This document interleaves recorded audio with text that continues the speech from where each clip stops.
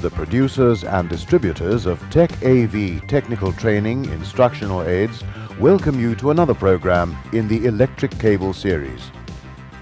This is program number 4 in the medium voltage module, in which you will learn the typical procedure for effecting a straight joint on XLPE insulated cables using a proprietary heat shrink jointing kit. During the program, you will be given time in the form of a review break to practice the demonstrated procedures or discuss procedures with your course controller. When working on site, ensure that the cable has been isolated according to regulations and that you have the necessary authority, such as a permit, to carry out work on the cable. Cable preparation requirements and dimensions are usually supplied with the jointing kit. We recommend that you first familiarize yourself with these details. Let's now begin the jointing process using a typical heat shrink jointing kit. Prior to preparing the cable tails, it is recommended that the large canister protection tubes be first slid onto the cable ends. There are 3 tubes, 2 short and 1 long. 1 short tube and 1 long tube are placed to one side of the joint, whilst the remaining short tube is placed over the other side. You will notice that the tails are created in different lengths. A short side and a long side are called for. In order to speed up our demonstration, we have already prepared the long tails according to specifications, so we'll begin the demonstration of core preparation with the shorter tails. The outer sheath is measured to the specified length and a ring cut made, taking care not to cut all the way through the armor wires. The outer sheath is then scored through and removed.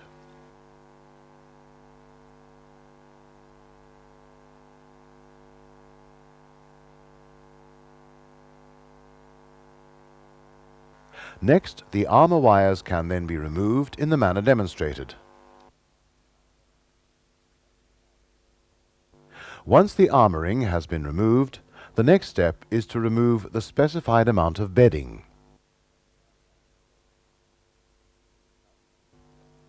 The ring cut and score method is employed to remove the bedding layer.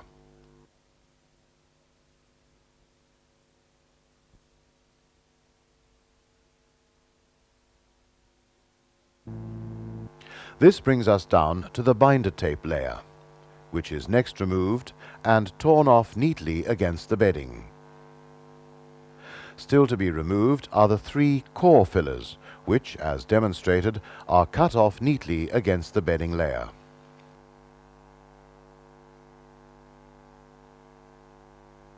We now come to the copper screens, which are first measured to the specified cut-off length.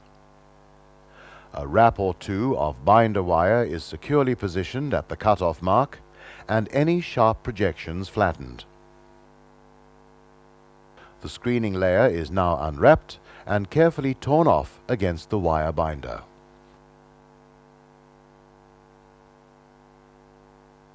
Next, the phase identification tape is removed by carefully cutting off at the wire binder position.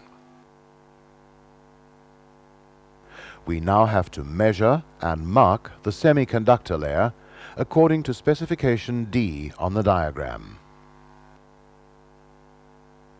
A ring cut is carefully scored at the marked position, whereafter several parallel score lines are carefully made. At no time should the knife cut into the underlying XLPE material.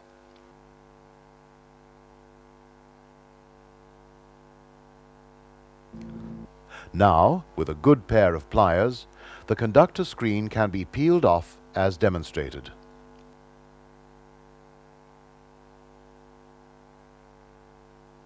The stripping procedure is followed for the remaining cores. In order to determine the amount of XLPE to be removed, dimension X on the drawing, we measure half the length of a ferrule. This measurement is transferred to a core and an extra 5 millimeters given to establish the cutting position. As we'll be using the string cut method, a notch is first cut at the mark, which will provide a guide for the string.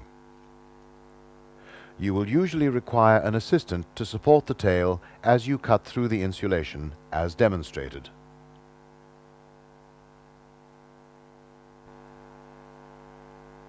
Now, using a sharp knife, 2 parallel cuts are made into the insulation. Care is, however, necessary to avoid nicking the conductor strands.